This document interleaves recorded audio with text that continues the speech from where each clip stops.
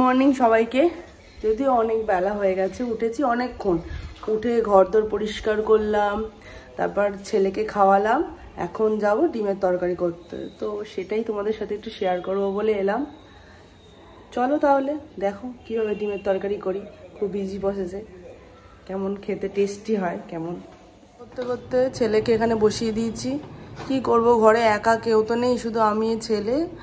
তো সেই কারণে কোথায় বসেছি, রান্নাঘরের সামনেটা বসিয়েছি, রান্না এখানে করবো। এখানে বসে বসে আমার সাথে গল্প করবে, আর এই করতে করতে রান্না করবো। করতে বসিয়েছি, আর এখানে এই যে ছেলে দুষ্টুমি করছে, তাও পেঁয়াজগুলো দেবো, পেঁয়াজগুলো পেস্ট করব। আর এখানে টমেটো নিয়েছি, লঙ্কা আছে, টমেটো লঙ্কা ঝাল মতো নেবে, আদা আর রসুন এগুলোকে নিয়েছি। আর লঙ্কাটা তোমাদের ঝাল মতো অনুযায়ী দেবে, কেন কে কীরকম ঝাল খাও সেটা তো নিজে দেবে। যেমন আমার বাচ্চা খাবে বলে আমি যেহেতু ওকে একদম আমাদের রান্নাটাই খাওয়াই, খুব রসিয়ে কষিয়ে রান্না করি না আমি ইচ্ছা করে, তো ওকে খাওয়াবো বলে। তো সেই কারণে দাঁড়িয়ে আমি ওই জন্য খুবই অল্প ঝালই দিয়েছি। তোমরা ঝাল দিয়ে পেস্ট করে নিয়েছি, আদা পেঁয়াজ টমেটো লঙ্কা সব পেস্ট করে নিয়েছি একসাথে, রসুন পেস্ট করে নিয়েছি। এতে সব একসঙ্গে না হাতের কাছে করে রাখলে কি সুবিধা হয় জানো তো, মানে একদম হাতের কাছে পটাপট রান্নার সময় আমি সব গুছিয়ে এরকম করে রাখি, যাতে গুছিয়ে একদম করে রাখলাম, দিয়ে রান্নাটা একদম হাতের সামনে সব থাকে। আমার ছেলে পাশ থেকে হ্যালো হ্যালো করছে, সামনে এসে কর হ্যালো হ্যালোটা, বোকা ও পাশ থেকে করছে হ্যালো হ্যালোটা। মশলাগুলো এবার, মশলা তো কিছু না, আপাতত হলুদ দিয়ে দিলাম,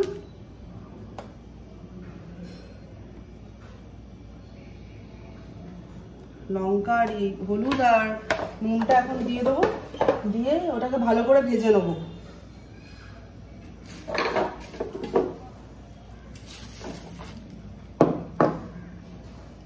নতুন জায়গা তো, এখন সব গোছানো এখনো শেষ হয়নি জানো তো, সব গোছাতে হবে, এখন অনেক গোছানো বাকি। যেগুলো সব একসঙ্গে মাখিয়ে নিলাম, চট হয়ে যাবে। দেখো এবার দেখি এই তেলের বোতলগুলো কিনেছি, ভীষণ ভালো হয়েছে, বিশ্বাস করো ভীষণ ভালো। নুন দিয়ে দিয়েছি, তাও আমি এখানে তেল গরমের সময় হলুদ আর নুনটা দিয়ে দিয়েছি, তাতে কি হবে বলো তো, আরো কালারটা বেশ ভালো আসে। তেলটা গরম হয়ে এসছে, এবার আমি ছেড়ে দেবো পুরো একেবারে ডিম আর আলু একসাথে। ডিমটা আগে ভেজে নেবো,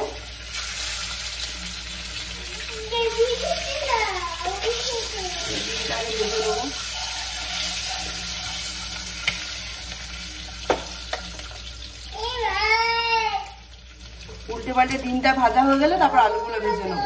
দেখো ডিমগুলো ভাজা হয়ে গেছে, দেখেছো? ওটা আলাদা করে হলুদ দেওয়াতে ওখানে কি সুন্দর কালার এসছে। এবারে এই আলুগুলো ভেজে নেবো, ওই তেলেই আলুগুলো ভেজে নেবো। ননস্টিক কড়াই করলে কি হয়, বেশি তেলটা বেশি লাগে না। হয়ে গেছে, এবার আলু ডিম একসাথে ভেজে রেখে দিলাম। এবার ওই কড়াতেই একটু সর্ষের তেল দিয়ে নেবো, আর একটুখানি দেবো, একটুখানি সর্ষের তেল দিয়ে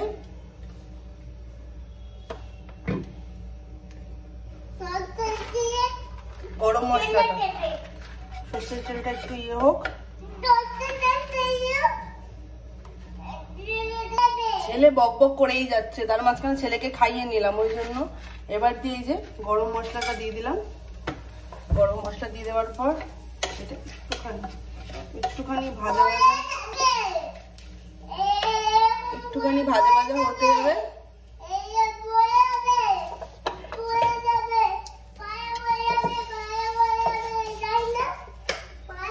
সেমাইটা যে পেস্টটা করে রেখেছিলাম, ওই পেস্টটা ভালো করে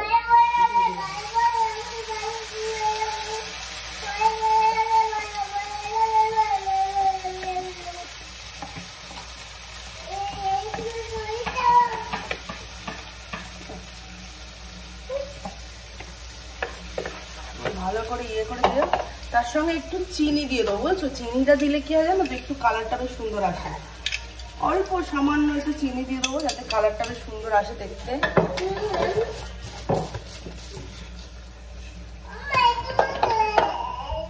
দিয়ে এটা ভালো করে কষিয়ে নেবো।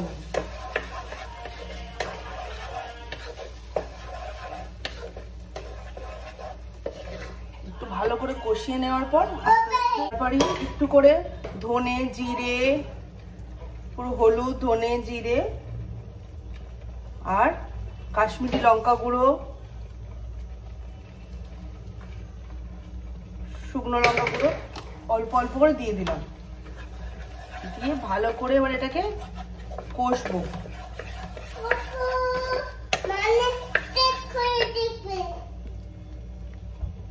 সব তারপর দিয়ে দিয়েছি অল্প অল্প করে, ধনে অল্প, জিরে অল্প, হলুদ অল্প।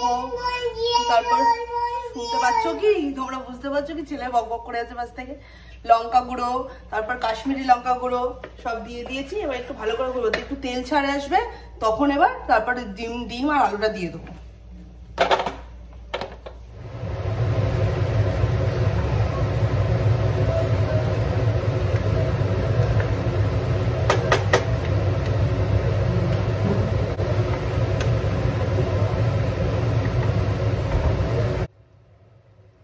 তারপর একটু জল দিয়ে দিয়েছিলাম যাতে আলুটা তাড়াতাড়ি সেদ্ধ হয়ে যায়। জল দিয়ে ঢাকা দিয়ে সেদ্ধ করে দিলে, গরম মশলা দিয়ে নামিয়ে নিলেই খাবার রেডি।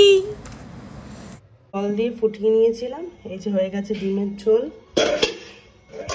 ডাল আর এই যে ছেলের খাবার, আরও পোঁচ বানিয়েছি মানে হাফ বয়েল টাইপের, ব্যাস রেডি। ভিডিওটা আজকে এই পর্যন্তই। ভিডিওটা ভালো লাগলে একটা লাইক করে দেবে আর প্লিজ চ্যানেলটা সাবস্ক্রাইব করতে ভুলবে না। আজকের মতো টাটা।